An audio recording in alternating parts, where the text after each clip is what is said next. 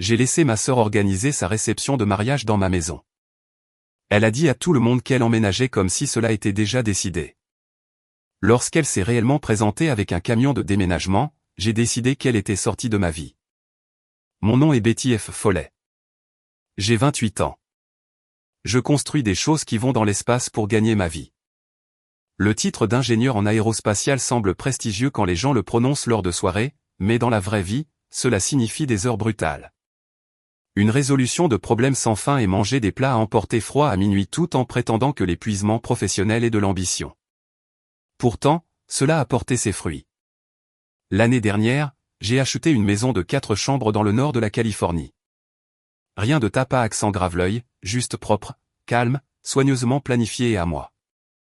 Chaque planche, chaque poutre, chaque centimètre de cet endroit provient du travail que j'ai accompli de mes propres mains et des années que j'ai sacrifiées pour y parvenir. Ma sœur cadette, Jenna, a 25 ans et elle est d'une certaine manière mon opposé sur tous les plans mesurables.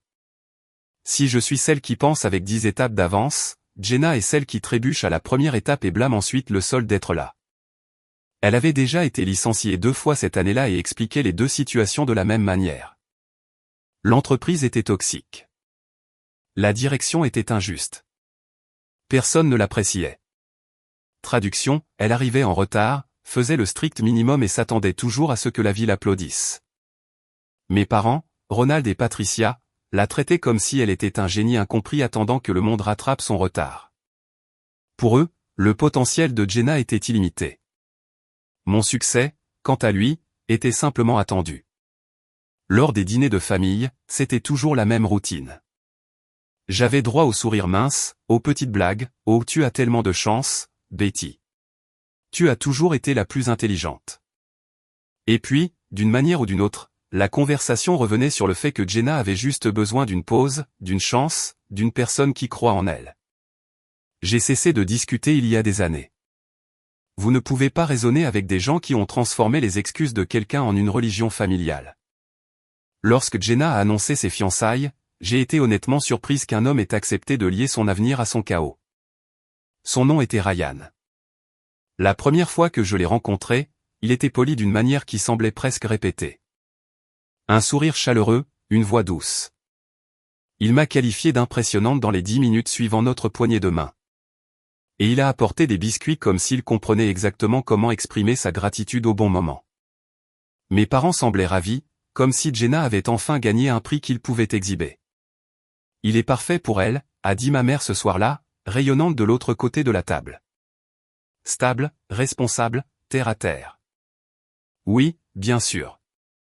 La première fois que Ryan a regardé ma maison, je l'ai senti. Il souriait, complimentait le patio, le jardin, la disposition ouverte, mais il y avait quelque chose en dessous. Il ne regardait pas un foyer. Il calculait la superficie en pieds carrés. Une semaine plus tard, ma mère a organisé un grand dîner de fiançailles chez mes parents. La famille était entassée sur chaque chaise, dans chaque coin. Tout le monde bourdonnait de cette énergie bruyante et suffisante que les familles dégagent lorsqu'elles pensent se trouver à l'intérieur d'une histoire heureuse. Jenna est entrée en tenant la main de Ryan comme si elle avait inventé l'amour. Je les ai félicités sincèrement. Je pensais peut-être que ma sœur était un désastre avec un bon éclairage, mais je n'ai jamais souhaité de mal à ma famille. Pas au début. Le dîner était normal jusqu'à ce qu'il ne le soit plus. Ma mère m'a souri depuis l'autre bout de la table. Ce sourire doux et prudent qu'elle utilise juste avant de demander quelque chose qu'elle a déjà décidé que je devrais donner. Betty, a-t-elle dit, puisque tu t'en sors si bien maintenant, peut-être pourrais-tu aider un peu Jenna avec les frais du mariage.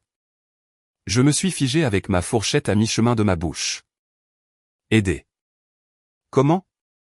Tu sais, a-t-elle dit légèrement, comme si cela était décontracté et non chargé d'attente. Participe simplement. Cela signifierait beaucoup. La famille soutient la famille. Jenna m'a adressé un sourire qui supposait déjà la réponse. Ce n'est pas grave, grande sœur. Nous sommes juste un peu serrés financièrement en ce moment après le licenciement. J'ai posé ma fourchette.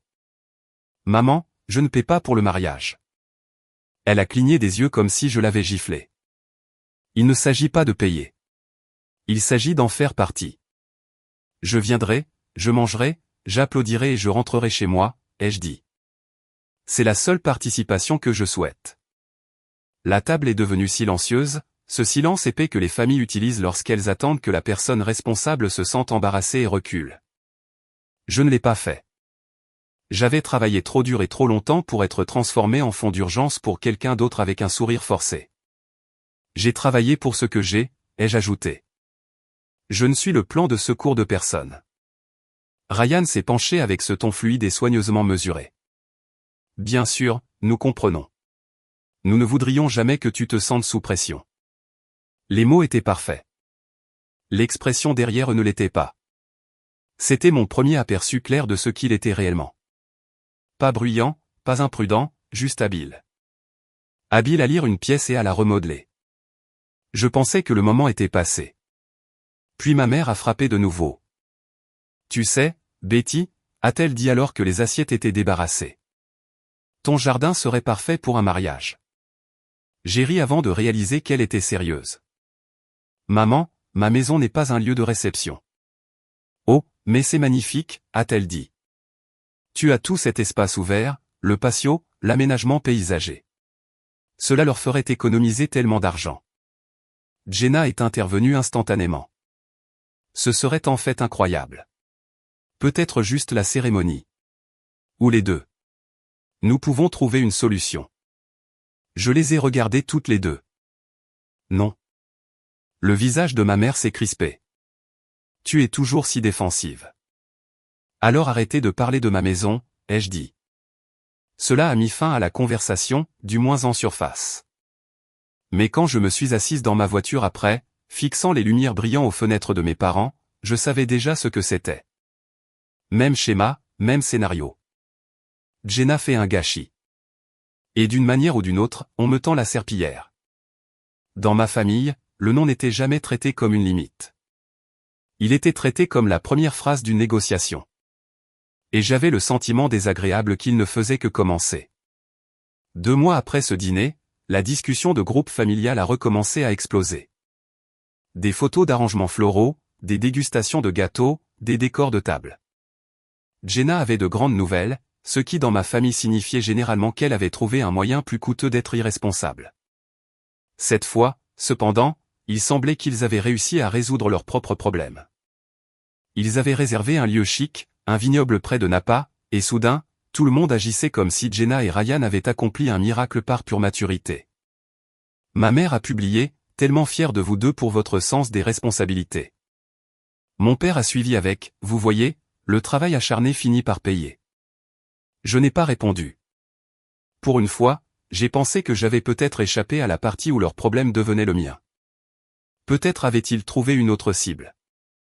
Peut-être que l'univers s'était lassé de voir ma famille tester ma patience et était passé à autre chose pour tourmenter quelqu'un d'autre. Puis, 3 mois plus tard, ma mère a appelé. Le ton de sa voix m'a tout dit avant même que les mots ne tombent. Ma chérie, je ne sais pas comment te dire cela, mais le lieu de réception a échoué. Je me suis adossé à ma chaise et j'ai fixé le plafond. Échoué. Comment? Eh bien, a-t-elle commencé, étirant le mot comme si elle cherchait un mensonge assez solide sur lequel s'appuyer. Apparemment, il y a eu un problème avec la compte. Le propriétaire a fait une double réservation ou quelque chose comme cela. J'ai fermé les yeux. Alors, ils récupèrent leur argent. Il y a eu une pause. Pas exactement. Il y a eu un malentendu. Bien sûr, il y en avait un. Puis vint la véritable raison de l'appel. Et, Betty. Nous pensions. Je sais, ai-je coupé. Tu ne sais même pas ce que j'allais dire. Tu allais dire que je devrais accueillir le mariage chez moi. Eh bien, peut-être juste la réception, a-t-elle dit doucement, comme si changer l'étiquette diminuait l'audace de la demande. Tu sauverais vraiment la mise. Je me suis frotté le front. Maman, non, je ne transforme pas ma propriété en salle de mariage. C'est juste pour une nuit, a-t-elle plaidé. Tu as de l'espace, et cela signifierait tellement pour Jenna. Elle a eu une année si difficile. Ryan aussi. Tu dois avoir de la compassion. Avoir de la compassion ne signifie pas donner ma maison. Cela aurait dû s'arrêter là. Au lieu de cela, cela a déclenché la campagne. En 1 heure, J'ai eu des appels manqués de mon père, de 2 tantes et d'un oncle qui n'appelait jamais personne à moins que quelqu'un ne soit mort. Chaque conversation suivait le même modèle. La famille est de la famille. Ne sois pas égoïste. Tu regretteras cela si tu dis non. Une tante a même dit, imagine être la raison pour laquelle les souvenirs de mariage de ta propre sœur sont gâchés. Comme si ma maison existait en tant que service public pour les étapes importantes de la vie des autres. Le lendemain, Jenna m'a envoyé un message, et, sœurette, je ne demanderai pas si je n'étais pas désespéré. Nous avons déjà envoyé les invitations. Je paierai pour tout dommage. Promis. Cette partie m'a presque fait rire aux éclats. Jenna promettant de rembourser quelqu'un était comme un enfant promettant de nettoyer des paillettes. Un beau sentiment, mais absolument aucun fondement dans la réalité. J'ai ignoré le message. Pendant presque une journée entière, je l'ai laissé sans réponse. Puis ma mère a rappelé, la voix tremblante cette fois, comme si elle avait décidé d'essayer la version émotionnelle d'une négociation d'otages. S'il te plaît, Betty, pense à Ryan. Sa famille a déjà réservé des vols. Cela va lui briser le cœur. Et voilà, le pivot. Pas de logique, pas de justice, juste un cœur brisé. Il rendait toujours les choses émotionnelles quand les faits cessaient de fonctionner. Il prenait n'importe quelle limite que je fixais et l'enveloppait de culpabilité jusqu'à ce que je sois censé me sentir cruel d'en avoir une. Après 2 jours consécutifs de supplications, de pression et de chantage émotionnel, j'ai cédé. Non pas parce qu'il le méritait, mais parce que j'étais épuisé. Parce que chaque personne de ma famille avait apparemment décidé que ma paix était moins importante que l'esthétique du mariage de Jenna. Parce que parfois, on dit oui non par gentillesse, mais parce qu'on a besoin que le bruit s'arrête. Mais j'ai dit oui selon mes conditions. D'accord, ai-je dit à Jenna au téléphone. Vous pouvez faire la réception ici. Pas la cérémonie, pas une semaine d'installation, juste la réception. Et il y a des règles. Tout ce que tu voudras, a-t-elle dit instantanément. Trop vite. Maximum 100 invités. Cela se termine à 22:00 heure précise à cause de l'arrêté sur le bruit. Personne n'entre dans la maison sauf pour utiliser les toilettes. Tu paies pour le nettoyage, les locations et l'assurance responsabilité civile. Si quelque chose est cassé, tu le répares immédiatement.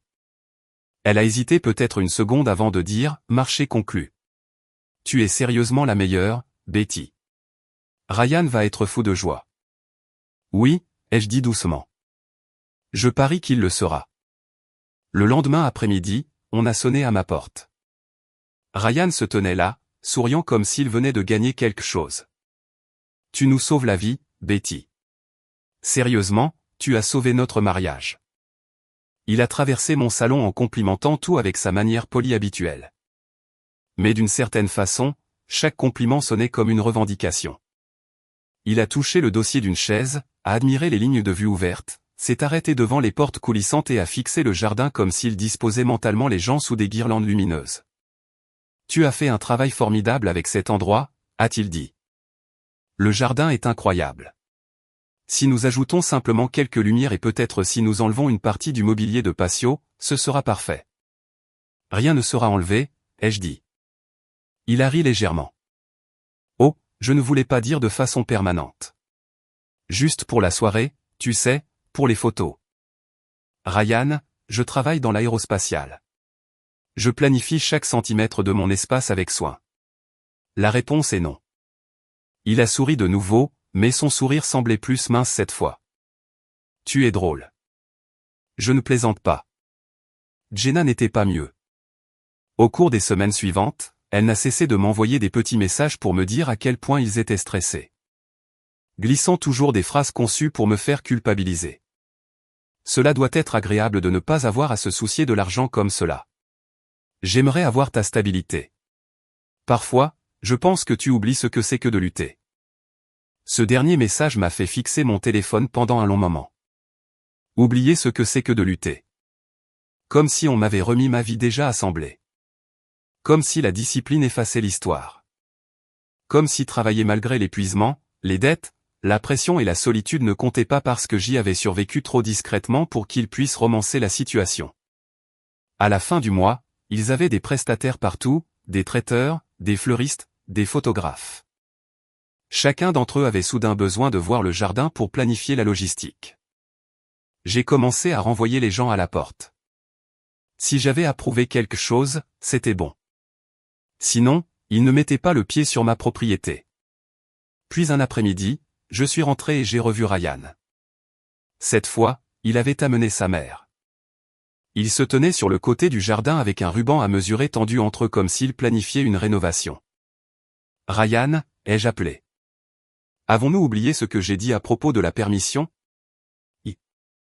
Elle s'est retournée rapidement, son sourire déjà en place. « Nous sommes juste en train de visualiser. Rien ne change. » Alors visualiser depuis le trottoir. Sa mère a eu un hoquet de surprise comme si j'avais juré à l'église. Le sourire de Ryan a tressailli pendant une demi-seconde, et dans cette minuscule fissure, je l'ai vu. L'irritation, le sentiment que tout lui est dû, l'incrédulité que je continue à dire non alors qu'ils avaient déjà décidé que ma maison appartenait au mariage. Bien sûr, a-t-il dit, la voix de nouveau fluide. Nous partons. Ils sont partis. 10 minutes plus tard, ma mère m'a appelé. Pourquoi es-tu impoli avec Ryan, a-t-elle exigé. Il fait de son mieux. Tu rends les choses si difficiles pour tout le monde. C'est à ce moment-là que quelque chose en moi s'est clarifié. Il ne s'agissait plus d'aider la famille. Il s'agissait de contrôle. J'avais ouvert la porte d'1 centimètre et ils essayaient déjà de m'y traîner de force. Ils souriaient, ils plaidaient, ils agissaient avec reconnaissance, mais chaque mouvement disait la même chose. Mes limites n'avaient d'importance que jusqu'à ce qu'elles deviennent gênantes. Et au fond de moi, je savais que ce n'était que l'échauffement. Une semaine plus tard, mon téléphone a commencé à vibrer avec des messages de parents à qui je parlais à peine. Au début, j'ai pensé que c'était plus de bavardage sur le mariage. Le flot habituel d'excitation inutile que les gens génèrent lorsqu'il s'agit de centre de table. Puis j'ai remarqué un schéma. J'ai hâte de fêter cela chez vous. Vous devez être si impatient d'accueillir tout le monde. Jenna et Ryan ont tellement de chance d'avoir une si belle maison pour la réception.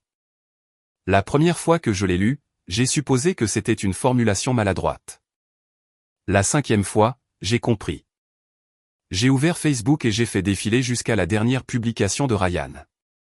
Elle était là, bien en vue sous une photo souriante de lui et Jenna tenant des coupes de champagne dans un vignoble qui ne voulait apparemment plus d'eux.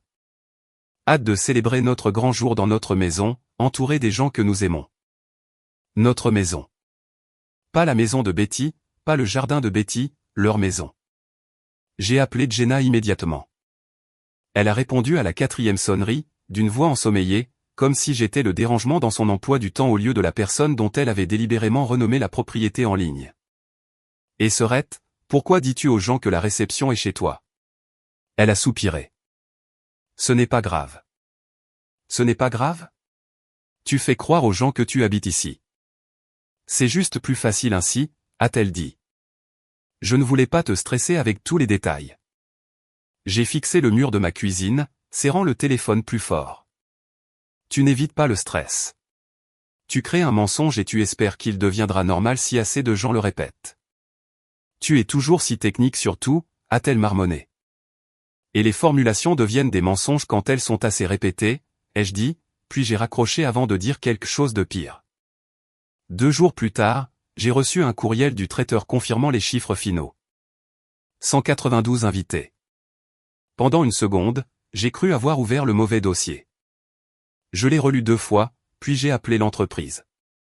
La femme au téléphone avait l'air enjouée. Oui, tout semble parfait. Votre sœur a approuvé la mise à jour finale hier. Une grande foule. Non, ai-je dit catégoriquement. J'ai approuvé 100 invités, pas presque 200. Il y a eu une pause. Elle a dit que vous aviez élargi la liste puisque c'est pour la famille. Bien sûr qu'elle l'avait fait. J'ai envoyé un message à Jenna immédiatement. Pourquoi la liste des invités est-elle le double de ce que nous avions convenu? 10 minutes plus tard, elle a répondu, mauvaise communication. La famille de Ryan est plus nombreuse que prévu. Répare cela. Allez, Serette. Les gens ont déjà acheté leurs billets. Ce n'est pas mon problème. Elle m'a laissé sans réponse. C'est à ce moment-là que j'ai cessé de prétendre que la politesse pourrait sauver la situation. Je lui ai envoyé un message précisant une nouvelle exigence. Pas de document, pas de réception. Je voulais un engagement signé sur les règles de la maison immédiatement, pendant que mon avocat rédigeait le contrat formel. Des conditions de base, des limites claires, une preuve écrite que ma générosité n'était pas un chèque en blanc. Quand Jenna est venue le lendemain, Ryan était avec elle, tout sourire et charme facile, comme s'il n'avait pas essayé de transformer ma propriété en un lieu de rassemblement familial gratuit. « Tu es si organisée, Betty », a dit Ryan avec un rire forcé alors que je faisais glisser les papiers sur la table. « Nous te faisons totalement confiance. » « Il ne s'agit pas de confiance, ai-je coupé. Il s'agit de protection. Si quelqu'un casse quelque chose ou se blesse, je ne veux pas être poursuivi parce que vous deux pensez que les règles sont facultatives. » Jenna a signé à contre-cœur, les épaules tendues, la mâchoire serrée. Ryan a souri malgré tout, mais je pouvais voir l'agacement en dessous. Il détestait le papier parce que le papier signifiait une trace. Une trace signifiait qu'il ne pourrait pas réécrire la réalité plus tard avec des larmes et des messages de groupe. J'aurais dû savoir que cela ne les arrêterait toujours pas. Le week-end suivant, mes parents ont organisé un autre dîner de famille. J'ai failli ne pas y aller, mais à ce moment-là, j'en avais assez d'être dépeinte comme la méchante à distance. S'ils voulaient me lancer des regards noirs, ils pouvaient le faire en face. Pendant les 10 premières minutes, tout semblait anormalement calme. Ma mère était d'une gaieté fragile, installant des assiettes supplémentaires et prétendant que la pièce ne sentait pas encore le ressentiment non résolu. J'étais dans la cuisine en train de verser de l'eau quand j'ai entendu mon nom venir du salon. La voix de Ryan, douce, décontractée, confiante. Après la lune de miel, nous resterons dans la chambre d'amis pendant un moment. C'est ce qui est le plus logique en attendant de trouver quelque chose. Jenna a ri. C'est temporaire. Elle ne remarquera même pas que nous sommes là. Le verre dans ma main a failli glisser. Pendant une seconde, toute la pièce a semblé se rétrécir. Le bruit s'est estompé. Tout ce que je pouvais entendre était le sang battre dans mes oreilles et la certitude fluide dans la voix de Ryan, comme si cela avait déjà été décidé. Je suis entré dans le salon. « Excusez-moi, qu'est-ce que vous venez de dire exactement ?» Ryan s'est figé au milieu de sa phrase. Jenna a levé les yeux trop vite, ce reflet de culpabilité sur son visage répondant à ma question avant que l'un d'eux ne parle. « Oh, Betty » a dit Ryan. Nous discutions simplement. Vous étiez juste en train de planifier d'emménager dans ma maison. Jenna s'est levée, les mains levées comme pour me calmer, ce qui m'a seulement rendue plus furieuse. Ce n'est pas comme cela, juste pour quelques mois. Les loyers sont insensés en ce moment. Tu as des chambres en trop. Je les utilise pour des invités, ai-je dit, pas pour des profiteurs. Ma mère est apparue dans l'embrasure de la porte de la salle à manger, ayant manifestement entendu juste assez pour rejoindre immédiatement le mauvais camp. Qu'est-ce qui se passe? Ils disent aux gens qu'ils emménagent dans ma maison, ai-je dit catégoriquement. À mon incrédulité, l'expression de ma mère s'est éclairée. C'est réellement éclairé. Oh, eh bien, cela a du sens. Tu as tellement d'espace, Betty. Cela les aiderait à démarrer. Je l'ai fixé. Je n'ai jamais accepté cela, jamais. Sa voix est devenue plus tranchante. Tu vas vraiment laisser ta propre sœur lutter alors que tu as 4 chambres inutilisées. Je ne suis pas son propriétaire ni son filet de sécurité. C'est une adulte. Les yeux de Ryan se sont remplis de larmes juste assez pour paraître blessé sans gâcher sa performance. Nous pensions simplement que tu comprendrais. Tu es si indépendante. Tu as tout compris. Nous avons seulement besoin d'un peu de temps. Alors débrouillez-vous tout seul. C'est alors que mon père a enfin pris la parole. D'un ton bas et ferme, comme si sa voix devait régler la question par sa simple existence. Il ne s'agit pas d'argent. Il s'agit de famille. Non, ai-je dit, il s'agit encore une fois de sentiment de supériorité. Le visage de Jenna est devenu rouge. Tu me fais toujours passer pour un fardeau. Si cela te ressemble, porte-le, ai-je dit avant de pouvoir m'arrêter. La pièce est devenue d'un calme de mort. Ma mère avait l'air horrifiée. Mon père avait l'air furieux. Ryan avait l'air blessé de cette manière polie et soignée, mais sa mâchoire s'était serrée. Et pour la première fois, je pouvais voir la colère sous le masque. Puis j'ai dit la chose qui a mis fin à toute chance de faire semblant. Si vous pensez tous les deux emménager dans ma maison après le mariage, alors cette réception ne doit pas avoir lieu du tout.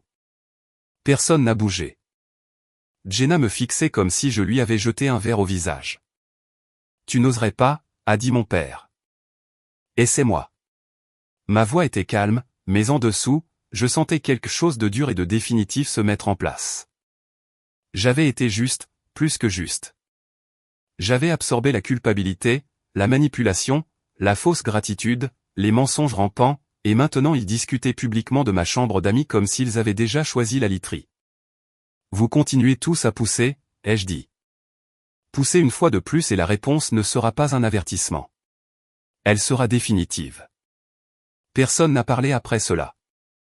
Même ma mère ne savait pas comment adoucir la situation. J'ai posé le verre intact dans l'évier, j'ai pris mes clés et je suis sorti. Le temps d'arriver à ma voiture, mes mains tremblaient. Pas parce que je me sentais coupable, mais parce que j'avais enfin compris toute l'ampleur de la situation. La réception n'était jamais la fin de la demande. C'était le pont, l'excuse respectable, le point d'entrée en douceur. Laissez-nous célébrer ici. Laissez-nous entreposer quelques affaires ici. Laissez-nous rester un petit moment. Laissez le mensonge s'installer assez longtemps pour que le retiré fasse de vous un monstre. Ils avaient déjà construit l'histoire dans leur tête. Jenna et Ryan, les jeunes mariés en difficulté. Moi, la sœur aînée qui réussit, avec trop d'espace et trop peu de cœur. Mes parents ne se contentaient pas de permettre ce fantasme. Ils le nourrissaient. Le lendemain matin, je me suis assise à mon bureau avec un café refroidi à côté de moi et j'ai appelé mon avocat. Si la décence n'allait pas les forcer à respecter les limites, alors la paperasse ferait ce que la famille n'avait jamais fait. Quand mon avocat, Thomas Mercé, a décroché, je n'ai pas perdu de temps en bavardage. J'ai tout expliqué, du marché pour la réception à l'embuscade de la chambre d'amis lors du dîner. Et au moment où j'ai fini, il y a eu un court silence sur la ligne qui ressemblait moins à de la surprise qu'à une confirmation professionnelle. Tu as besoin d'un accord de protection des non-locataires, a-t-il dit. Quelque chose qui stipule explicitement que personne n'a de droit de résidence, de droit d'entreposage ou de réclamation légale sur ta propriété. S'il tente quelque chose plus tard, tu auras déjà une trace écrite. Rédigez-le comme s'il prévoyait déjà quelque chose, ai-je dit. D'après ce que tu m'as dit, c'est le cas. À midi, il a envoyé le projet par courriel. C'était court, clair et impossible à déformer. Exactement le genre de langage que ma famille détestait parce qu'il ne laissait pas de place aux sentiments pour remplacer les faits. J'en ai imprimé 2 exemplaires, un pour mes dossiers, un à leur proposer, non pas parce que je pensais qu'ils le signeraient volontairement, mais parce que je voulais que leur refus soit documenté lui aussi.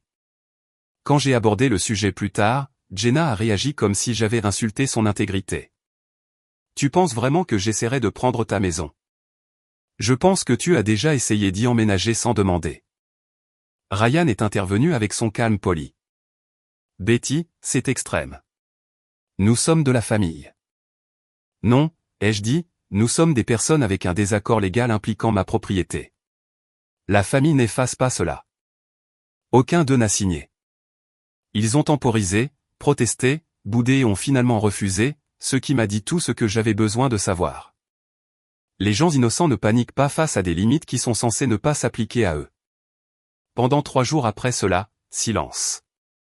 Pas d'appel, pas de tentative de culpabilisation, pas de messages vocaux tremblants de ma mère sur les cœurs brisés et l'unité familiale.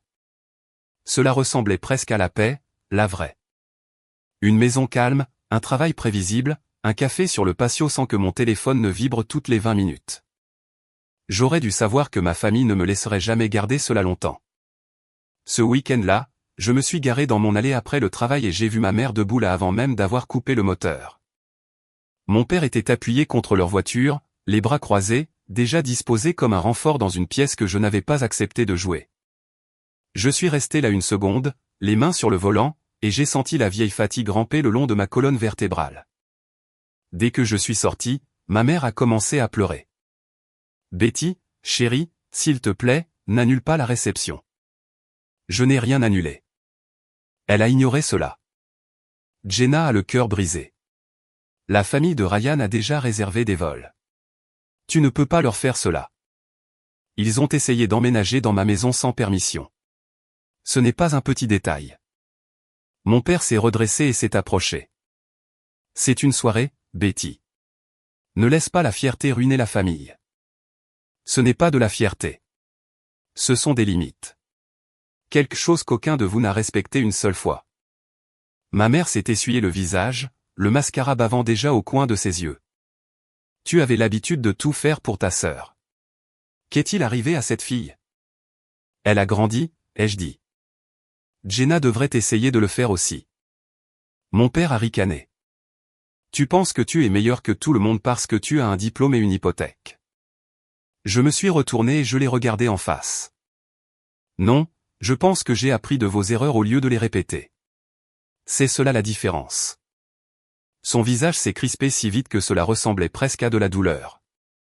Ma mère a éclaté en nouveaux sanglots, disant que j'étais sans cœur, que j'oubliais d'où je venais. Que le succès m'avait rendu froide. D'où je viens, ai-je dit lentement, c'est exactement le chaos dans lequel vous essayez sans cesse de me traîner de nouveau. Puis je suis entré, j'ai verrouillé la porte et je les ai laissés là. Je pouvais encore entendre ma mère pleurer à travers le bois pendant que mon père marmonnait quelque chose de bas et de colérique. Pour la première fois depuis des années, je n'ai pas rouvert la porte simplement parce que la scène me mettait mal à l'aise. Laisser les gens subir les conséquences de leur propre comportement n'est pas de la cruauté. Ma famille m'avait simplement entraîné à confondre les deux. 1 heure plus tard, Jenna m'a envoyé un message, « Maman a dit que tu allais trop loin. » Je lui ai dit que tu te calmerais. Nous sommes de la famille. On n'a pas besoin d'avocat pour la famille. Je n'ai pas répondu. J'ai transféré le message directement à Thomas et j'ai écrit une phrase, « Rendez tout inattaquable. » Ce soir-là, je me suis assise sur le patio arrière en fixant les lumières de la piscine et en pensant à toutes les années que j'avais passées à construire une vie assez solide pour me soutenir. Longue journée de travail, dettes étudiantes, fêtes manquées, manger seul, travailler malgré les migraines, réparer des choses que personne ne voyait. Jenna se laissait porter. J'ai construit. Et maintenant que j'avais enfin quelque chose de solide, il voulait le traiter comme une propriété familiale détenue en mon nom par accident. J'en avais fini. Le lendemain matin, j'ai commencé à faire une liste. Limite physique, limite numérique, limite pratique. J'ai appelé un serrurier et j'ai planifié le remplacement complet des serrures. J'ai réservé une consultation pour un nouveau système de caméra. J'ai changé les codes du portail. J'ai révisé chaque message et courriel précédent dans un dossier soigné parce que si cela devenait encore plus laid, je voulais que les faits soient exposés plus clairement que leur histoire. La maison semblait différente ce jour-là. Pas solitaire, pas tendue, sécurisée. Puis ma mère a rappelé. J'ai failli laisser sonner, mais quelque chose en moi voulait entendre quelle tactique viendrait ensuite. Elle a sauté les salutations. Ton père et moi avons discuté. Nous pensons que tu devrais donner une chance de plus. J'ai ri une fois sans humour. Tu veux dire une autre chance d'ignorer chaque règle que j'ai fixée? Pourquoi es-tu si froide, a-t-elle chuchoté. Tu étais autrefois si généreuse. Généreuse ne signifie pas aveugle. Il y a eu un long silence, puis elle a dit doucement, tu regretteras cela un jour. J'ai raccroché. À la fin de la semaine, Thomas avait finalisé les documents de mon côté. Le serrurier était prévu et mes nouvelles caméras avaient une date de livraison. Je n'attendais plus que ma famille se comporte décemment. Je me préparais exactement au contraire. Ils pensaient tester ma patience. Ils n'avaient aucune idée que j'étais déjà en train de tester jusqu'où ils iraient quand non signifierait enfin non. 1 semaine avant la réception, j'ai mis fin au jeu de l'attente. J'ai envoyé un message à Jenna ce matin-là. J'ai besoin du contrat final rédigé par l'avocat signé par toi et Ryan, du certificat d'assurance responsabilité civile me nommant comme assuré additionnel et de la liste finale des invités d'ici demain. Pas de document, pas d'événement. Elle l'a lu immédiatement. Elle n'a pas répondu. Et d'une certaine manière, ce silence semblait plus menaçant que n'importe quelle dispute. Jenna n'a pas répondu à mon message ce jour-là. Ryan non plus. J'ai attendu jusqu'à midi, puis je l'ai appelé. Pas de réponse. J'ai rappelé à 15:00 heure, direct sur la messagerie vocale. Puis quelques heures plus tard, Ryan m'a envoyé un message à la place. Betty, s'il te plaît, ne rends pas les choses plus difficiles qu'elles ne doivent l'être. C'est censé être le moment le plus heureux de nos vies. J'ai fixé l'écran pendant un long moment avant de répondre, alors respectez les règles que vous avez acceptées. Le lendemain matin, les choses sont passées de l'irritant à l'absurde. Vers 10:00 heure, la réceptionniste de mon bureau a appelé mon poste. Betty, il y a une femme ici qui demande à te voir. Elle dit qu'elle est ta mère. Je me suis figé. Vous plaisantez. J'aimerais bien. Elle pleure et parle d'un mariage. Le temps que j'arrive au hall d'entrée, chaque personne au comptoir s'est têtue de cette manière inconfortable que les inconnus adoptent lorsqu'ils savent qu'ils assistent à quelque chose de profondément personnel et de profondément embarrassant. Ma mère se tenait près de l'entrée, serrant son sac à main comme un accessoire, les yeux rouges, les épaules tremblant juste assez pour être dramatique. Maman, ai-je dit à voix basse, essayant de ne pas hausser le ton. Qu'est-ce que tu fais ici? Je n'avais pas le choix, a-t-elle dit assez fort pour que tout le monde entende. Tu déchires cette famille à cause de paperasse. Nous ne faisons pas cela ici. Alors où, Betty, a-t-elle répliqué. Tu continues à nous exclure. Tu fais passer toute la famille pour des gens mauvais. La sécurité avait déjà commencé à se diriger vers nous. Et derrière eux, mon patron est apparu, silencieux, observateur, prétendant manifestement ne pas écouter tout en entendant chaque mot. Je me suis approché de ma mère et j'ai dit doucement, ceci n'est pas de l'amour. C'est du contrôle. Et tu détestes ne plus pouvoir me manipuler avec la culpabilité. Son visage a changé pendant juste une seconde. De la blessure, puis de la colère, puis ce regard d'effondrement familier qu'elle utilisait chaque fois qu'elle avait besoin que je me sente responsable de ses émotions. Je l'ai guidé vers l'extérieur, je l'ai raccompagné à sa voiture et je lui ai dit, rentre chez toi. Je m'occupe de cela. Quand je suis revenu, mon patron m'a lancé un regard entre la sympathie et l'incrédulité. Drame familial? La version olympique, ai-je marmonné. Il a laissé échapper un court rire. Occupe-toi de cela. Ne laisse pas cela s'occuper de toi. Ce soir-là, mon père s'est présenté à ma porte sans prévenir, frappant comme s'il avait toujours un accès parental à chaque partie de ma vie. J'ai ouvert la porte à moitié et j'ai gardé mon corps dans le cadre de la porte. Papa. Il a expiré de façon dramatique. Je suis venu ici en tant que ton père, pas comme ton ennemi. Tu dois arrêter d'humilier cette famille. Fixer des limites n'est pas une humiliation. Il a croisé les bras. Continue à agir ainsi et ne t'attends pas à être sur le testament. J'ai ri avant de pouvoir m'arrêter. Quel testament? Celui que tu as déjà vidé en aidant Jenna à poursuivre ses mauvaises idées? Son visage s'est assombri. Tu dépasses les bornes. Non, ai-je dit calmement. Je dis enfin tout haut ce que tout le monde continue de faire semblant de ne pas voir. Il est parti en colère. J'ai fermé la porte, me sentant presque anesthésié. C'était la partie la plus étrange. Chaque nouveau coup d'éclat me choquait moins. Les pleurs, la culpabilité, les menaces. C'était toujours la même mécanique, portant juste des vêtements différents. Il ne voulait pas la paix. Il voulait l'accès. 2 jours plus tard, Jenna a enfin envoyé le contrat signé et le certificat d'assurance par courriel. Pas d'excuses, pas d'explications, juste des pièces jointes. Je les ai ouvertes, j'ai tout vérifié soigneusement et, pendant un bref instant, j'ai pensé que le pire était peut-être passé. 10 minutes plus tard, la discussion de groupe familial a explosé. Un long message de Jenna. Malgré les menaces constantes et la méfiance de Betty, nous avons accepté chacune de ces exigences extrêmes juste pour maintenir la paix. Il est triste que la paperasse compte plus pour elle que la famille, mais nous essayons d'être les plus matures. Les réponses ont commencé à affluer presque instantanément. C'est déchirant. Betty, tu as changé. Honnêtement, elle en fait trop. Bravo à vous deux de rester dignes. Puis, quelques messages plus discrets se sont glissés. Elle protège sa maison. Après tout ce qui s'est passé, je ne la blâme pas. J'ai laissé la discussion de groupe s'emballer pendant 10 minutes. Puis j'ai tapé une réponse. Je fournis ma maison gratuitement, je couvre les charges et j'assume le risque juridique pour s'en inviter.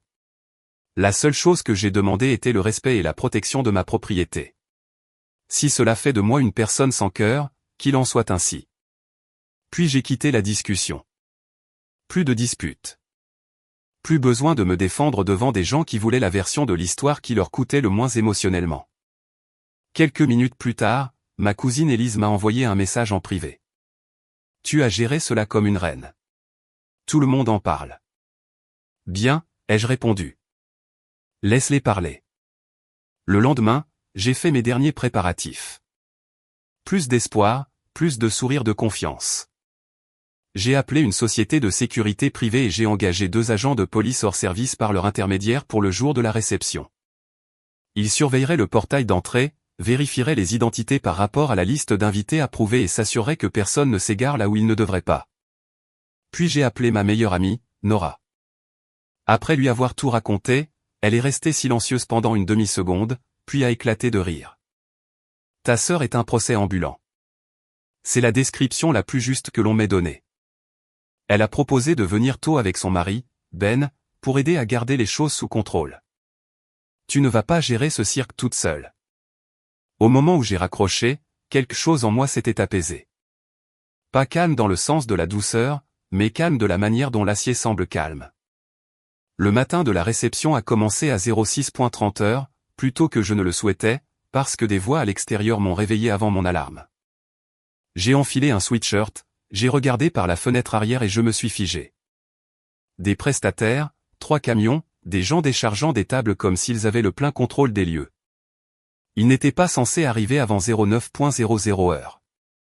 Je suis sorti et je me suis arrêté près du patio. Qui vous a dit de commencer maintenant? Un homme traînant des tables pliantes sur la pelouse a levé les yeux. Ryan. Il a dit que le propriétaire avait approuvé une installation anticipée. Le propriétaire ne l'a pas fait. Il a cligné des yeux. Alors, on doit partir? Vous pouvez laisser l'équipement et revenir à 09:00 heure comme le stipule le contrat. Ils ont échangé des regards maladroits et ont reculé. J'ai entendu une femme marmonner Brizilla à quelqu'un d'autre, et pour une fois, j'ai laissé passer sans corriger que le problème n'était pas la mariée. C'était eux deux travaillant en tandem. À 08:00 heure, Nora et Ben sont arrivés avec du café et une boîte de muffins. Nora a jeté un coup d'œil au jardin et a sifflé. Cela semble déjà illégal. Donne-lui du temps, ai-je dit. À 08:45 heure, une femme avec un casque est apparue à ma porte d'entrée avec un porte-bloc et un sourire assez tranchant pour couper du verre. Bonjour, je suis ici pour préparer la suite nuptiale. Je l'ai fixée. La quoi? La suite nuptiale. Nous pensions que votre chambre principale serait parfaite. Avant que je ne puisse répondre, Nora s'est avancée à mes côtés. Non. L'organisatrice a cligné des yeux. Excusez-moi. Il n'y a pas de suite nuptiale dans cette maison, a dit Nora, d'une voix parfaitement calme. Il y a un hôtel réservé pour cela. Vous pouvez faire demi-tour maintenant. La femme m'a regardé comme si j'allais sûrement contredire mon amie. Je ne l'ai pas fait. Elle a raison. Partez. Son sourire a tressailli et elle s'est éloignée en marmonnant quelque chose à propos de problèmes de contrôle. À 10:00 heure, l'équipe de restauration est arrivée à l'heure, professionnelle et calme, ce qui semblait presque étrangement civilisé comparé au reste. Puis vinrent les chaises. Je les ai comptées moi-même. 150. J'ai arrêté les ouvriers dans l'allée. Renvoyé en 50. L'un d'eux m'a montré la confirmation de commande. Elle portait la signature de Jenna. Elle a dit que vous aviez approuvé l'augmentation. Elle a menti. Retirez-les.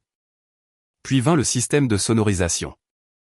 Des haut-parleurs massifs, des caissons de basse supplémentaires, une installation de DJ assez grande pour une boîte de nuit. Qui a commandé cela? Le livreur a haussé les épaules. Le marié a dit que tout était bon. Chargez tout cela de nouveau, ai-je dit. Ils peuvent utiliser l'installation originale approuvée ou rien du tout. À midi, tout était enfin sous contrôle. Tables alignées, nombre d'invités respectés, prestataires vérifiés. J'ai même pris des photos de la disposition complète et de chaque point d'installation parce qu'à ce stade, documenter la réalité semblait aussi important que de la vivre. À 16:00 heure, les invités ont commencé à arriver. Les agents se tenaient au portail avec une liste et refusaient chaque nom non approuvé. Les grognements ont commencé presque immédiatement. Waouh, Betty a vraiment engagé une sécurité. Une cousine derrière eux a répondu à voix basse, peut-on la blâmer? Pendant la première heure, la réception semblait presque normale. La météo était parfaite. La nourriture sentait bon. Des rires flottaient dans le jardin. Pendant un court instant dangereux, je me suis laissé penser qu'ils avaient enfin compris la limite. Puis, à 18h15 heures, j'ai surpris ma tante Myriam près de la table des desserts. Alors, quand emménagez-vous tous les deux avec Betty? C'est une si belle installation ici. Je me suis figé. Jenna a ri. Ryan a affiché ce sourire poli et a dit, après la lune de miel, juste le temps de nous remettre sur pied. Betty a été si généreuse. Le sang dans mon corps a semblé devenir froid et chaud en même temps. J'ai posé mon verre et je me suis approché. C'est drôle, ai-je dit. Je ne me souviens pas avoir accepté cela. Ryan s'est tourné avec une fausse surprise. Oh, Betty, je n'avais pas réalisé que tu étais là. Évidemment, le reste de la soirée a changé après cela. Les gens chuchotaient, les visages se détournaient. Certains invités trouvaient soudain les fleurs fascinantes. D'autres fixaient ouvertement. Le mensonge n'était plus privé. Ils essayaient de l'établir publiquement dans mon propre jardin, entouré de témoins, comme si la répétition pouvait un jour transformer le fantasme en obligation. À 22h00 heure précise, je suis entré à l'intérieur, j'ai ouvert le panneau de contrôle et j'ai coupé les disjoncteurs reliés aux lumières du jardin et au son. La musique s'est arrêtée au milieu d'une chanson. Les lumières se sont éteintes, à l'exception de la lueur de la piscine et de quelques luminaires bas. Une vague de murmures a parcouru le jardin. Qu'est-ce qui s'est passé? Est-ce une coupure de courant? Non, ai-je dit, assez fort pour que tout le monde entende. La réception est terminée. Merci d'être venu. Veuillez sortir par le portail avant. Les invités ont commencé à rassembler leurs affaires, certains agacés, d'autres mal à l'aise, certains, je le soupçonnais, discrètement impressionnés. Les agents ont dirigé les gens vers la sortie, s'assurant que personne ne s'attarde. Jenna s'est précipitée vers moi, le visage rouge. Tu es sérieuse là? Cela se terminait à 22h00 heure. C'est ce que tu as signé. Les yeux de Ryan brillaient de colère. Tu nous as rendus ridicules. J'ai soutenu son regard. Tu as de la chance que j'ai accepté de l'organiser. Il a fait un pas de plus vers moi, puis s'est arrêté lorsqu'il a vu les agents tourner la tête. Partez, simplement, ai-je dit. Ils m'ont foudroyé du regard une seconde de plus, puis sont partis ensemble, leur sourire de mariage parfait ayant finalement disparu. À 22h30 heure, le jardin était vide, à l'exception de moi, Nora, Ben et l'équipe de nettoyage circulant discrètement à travers les restes du sentiment de supériorité de quelqu'un d'autre. Quand la dernière chaise a été empilée et le dernier sac emporté, j'ai verrouillé chaque porte, vérifié chaque caméra et je me suis tenu seul dans mon salon. Le silence semblait précieux et, au plus profond de moi, je savais que ce n'était pas fini. 2 semaines plus tard, j'étais chez moi en train de terminer des rapports de travail quand j'ai entendu le bruit d'un moteur lourd à l'extérieur. Un son profond, lent, inhabituel pour ma rue calme. J'ai regardé par la fenêtre avant et j'ai senti quelque chose en moi devenir totalement immobile. Un camion de déménagement reculait dans mon allée. Derrière lui se trouvait la voiture de mes parents. Et ils étaient là, Jenna et Ryan, descendant comme s'ils étaient attendus, comme si c'était juste la prochaine étape d'un plan que tout le monde comprenait sauf moi. Le temps que je sorte, ils étaient déjà en train de décharger des cartons. Ryan a montré le garage avec un sourire qui m'a retourné l'estomac. Nous mettons juste quelques affaires ici pour le moment. Un stockage temporaire en attendant de trouver un endroit. Jenna a ajouté un rire nerveux. Oui, juste quelques semaines, après nous ne t'embêterons plus. Arrêtez, ai-je dit. Aucun d'eux n'a bougé.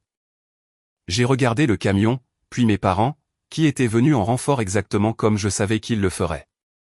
Vous saviez que cela allait arriver, leur ai-je dit. C'est pour cela que vous êtes venus. Le visage de ma mère a laissé transparaître de la culpabilité pendant une demi-seconde avant qu'elle ne le couvre avec ce regard blessé qu'elle utilisait toujours quand elle voulait avoir la moralité de son côté. Nous ne voulions simplement pas une autre dispute. Laisse-les poser leurs affaires. Ensuite, vous pourrez tous discuter comme des adultes. Voici ma façon de parler comme une adulte, ai-je dit. Remettez chaque carton dans le camion. À ce moment précis, une autre voiture s'est garée derrière mon allée. Nora est sortie la première. Puis, du côté passager, Thomas est descendu en tenant un dossier. Il devait passer de toute façon pour que Thomas puisse me remettre les documents de sécurité mis à jour et revoir l'emplacement des caméras après la réception. Le timing n'aurait pas pu être plus parfait si je l'avais mis en scène moi-même. Thomas a marché droit vers Jenna et lui a tendu un document. Ceci est un avis formel de violation de propriété. Vous n'avez aucun droit légal d'occuper, d'entreposer des biens ou de revendiquer la résidence à cette adresse. Si vous refusez de partir, la police sera contactée.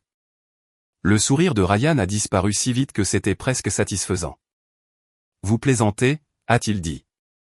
Thomas a ajusté ses lunettes. Non. Jenna s'est tournée vers moi, les yeux écarquillés d'incrédulité. Tu as vraiment fait intervenir un avocat pour ta propre sœur? J'ai fait intervenir un avocat parce que je sais exactement ce que vous essayez de faire, ai-je dit. Et je ne me laisse pas avoir. La voix de Ryan a monté. Nous n'avons nulle part où aller. Tu fais vraiment cela maintenant? Non, ai-je dit, c'est vous qui avez fait cela maintenant. Vous vous êtes présenté avec un camion et vous avez supposé que vous pourriez me forcer à dire oui si vous faisiez une scène assez grande. Pendant une longue seconde, personne n'a bougé. Puis Ryan s'est avancé, la colère brûlant enfin à travers son jeu d'acteur poli. Tu penses que tu es meilleur que tout le monde parce que tu as une maison et de l'argent. J'ai pointé les caméras de l'allée. Continue de parler. Tu es enregistré. Cela l'a fait taire un court instant, mais pas pour longtemps. Jenna a commencé à pleurer. Ma mère s'est précipitée vers elle. Mon père a marmonné quelque chose sur la façon dont j'humiliais encore la famille. Même scénario, même rôle, seulement cette fois, j'avais fini de jouer dedans. Comme il refusait toujours de partir, j'ai sorti mon téléphone et j'ai appelé la police. J'ai des intrus sur ma propriété, ai-je dit calmement. Mon avocat est sur place avec la documentation. 2 voitures de patrouille sont arrivées en moins de 15 minutes. Les agents sont restés polis mais fermes. Ils ont examiné les documents de Thomas, confirmé la propriété, puis se sont tournés vers Jenna et Ryan. Vous devez remballer et partir, a dit un agent. Vous ne pouvez pas entreposer de biens ici ni rester ici sans permission. Ryan a essayé de discuter. Jenna pleurait de plus belle. Ma mère a essayé d'expliquer que c'était un malentendu. Les agents sont restés impassibles. Finalement, la porte du camion a claqué. Les cartons y sont retournés. Jenna est montée côté passager, pleurant toujours. Ryan s'est mis au volant, la mâchoire serrée, et le camion est sorti de mon allée. Mes parents ont suivi en silence. Ce soir-là, mon téléphone a commencé à s'allumer. Jenna avait porté le drame en ligne. Betty nous a jetés dehors avec un avocat. Nous n'avons nulle part où aller. Après tout ce que nous avons traversé, elle a rendu sa propre sœur sans abri. Le défilé de la pitié était officiellement devenu numérique. Je n'ai pas fait de publication. J'ai ouvert mes courriels à la place. J'ai joint chaque contrat, chaque SMS, chaque photo, chaque message, chaque document. Puis j'ai envoyé un courriel à toute la famille. Objet pour plus de clarté, j'ai proposé ma propriété gratuitement et j'ai demandé une protection juridique pour celle-ci. Ils ont ignoré les règles, ont annoncé qu'ils emménageaient sans permission, ont tenté de forcer l'occupation et ont été formellement expulsés. Voici les faits. Pas de colère, pas d'émotion, juste des preuves. En quelques heures, l'histoire s'est effondrée. Certains parents se sont excusés. D'autres ont admis avoir été induits en erreur. Quelques-uns sont restés silencieux, ce qui était une réponse suffisante. Jenna et Ryan ont emménagé chez mes parents après cela. Cela a duré moins d'1 mois. Puis la vérité a fini par atteindre même les personnes qui les avaient le plus protégées. Ryan a essayé de vendre certains bijoux de ma mère en ligne pour de l'argent rapide. Quand il s'est fait prendre, il a appelé cela un malentendu. Mon père les a mis dehors peu de temps après. Presque 1 an plus tard, ma mère m'a envoyé un message. Ryan a quitté Jenna. Une autre mauvaise idée. Je pensais que tu devrais savoir. Je l'ai lu, j'ai posé mon téléphone, puis j'ai répondu par une phrase, j'espère qu'ils ont tous les deux appris quelque chose. Quelques jours après cela, Mon père a appelé pour demander si je connaissais un entrepreneur qui pourrait réparer leur toit. Je lui ai donné un numéro et lui ai souhaité bonne chance. C'était la dernière véritable conversation que nous avons eue. Maintenant, ma maison est de nouveau calme. Les caméras bourdonnent doucement la nuit. Le jardin brille sous les lumières qui ressemblaient autrefois à une possibilité pour des gens qui avaient confondu mes limites avec de la faiblesse. Les gens aiment dire que rester sur ces positions ruine les familles. Ce n'est pas le cas. Cela révèle simplement qui se tenait à vos côtés et qui vous marchait dessus. Et pour la première fois de ma vie, je me tiens exactement là où est ma place.